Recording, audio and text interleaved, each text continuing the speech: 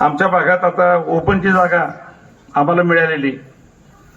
दादा, माझी आमच्या गावाची आणि पंचक्रोशीतील बहुसंख्य लोकांची इच्छा आहे की ह्या वेळेला तुमच्या दोन्ही पोरापैकी एकाला तुम्ही इथनं उभं करा।